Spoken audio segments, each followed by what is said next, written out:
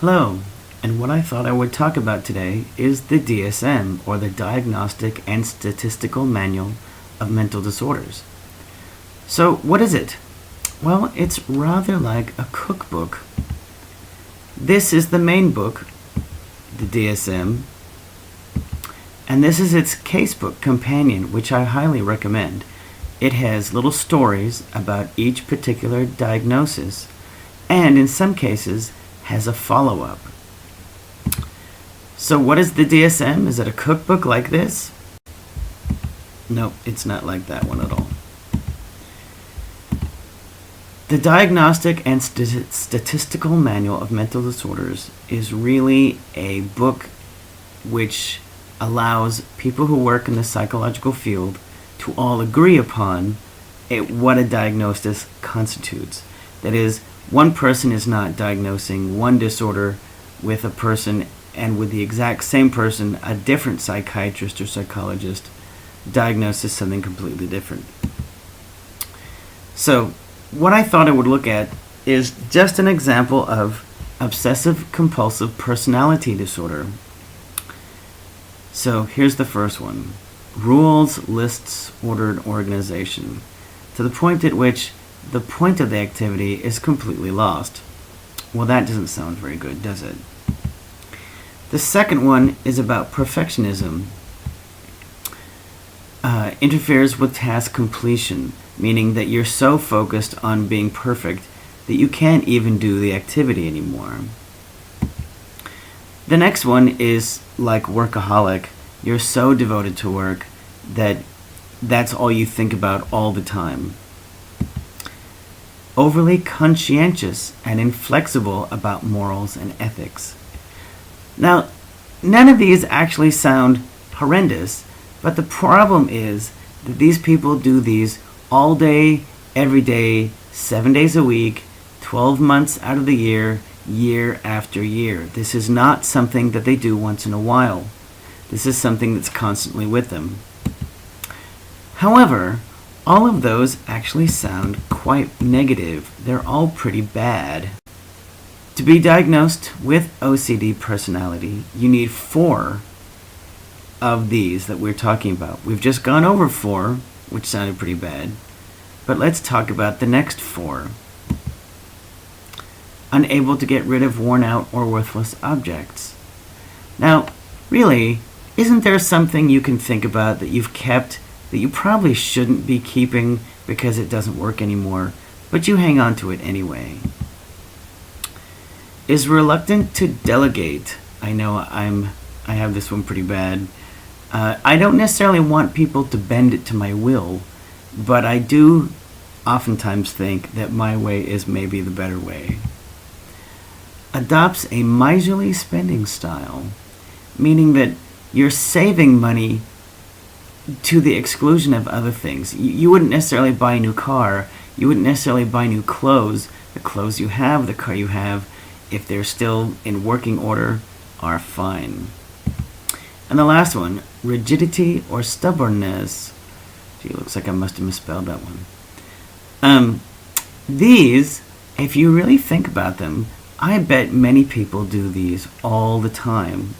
But again, does this make you OCD? No. The problem is that you have to do them all the time, constantly. Even if you do them maybe a couple times a month, that would still probably not be enough to get you diagnosed. But isn't this list much more likely for you to think, gee, I kind of do that, than the first list? And the last part that I want to talk about here in this part is that if you have a type A personality, someone who's competitive, you really want to win, I bet that many of those things that we've read, you probably do. Hello.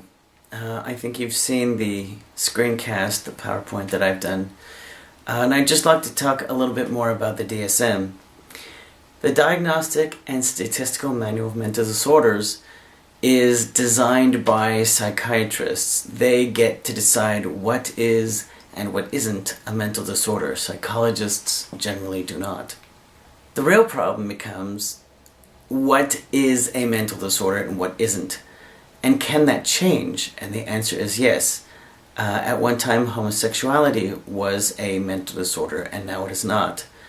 Now, I have the old DSM-4. There was a DSM-4 TR, I believe, and now they finally have the DSM-5 that's come out. And one of the ones that disappeared was Asperger syndrome. That now it's just all autism spectrum disorder. There is no Asperger diagnosis anymore. So just because something is in the DSM doesn't mean it will always be there necessarily. I mean, I think something like schizophrenia will probably always be there, but other things may or may not be. One of the disorders that I find sketchy is dissociative identity disorder, which was previously called multiple personality. It's not that I think it's impossible for multiple personalities to exist, but my personal opinion is that in many cases multiple personality is over-reported or falsely reported.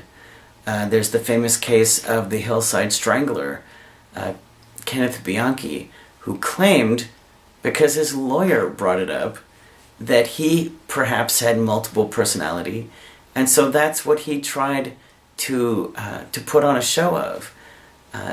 During the trial, they had to bring a big professor from, I think, Pennsylvania to come and disprove.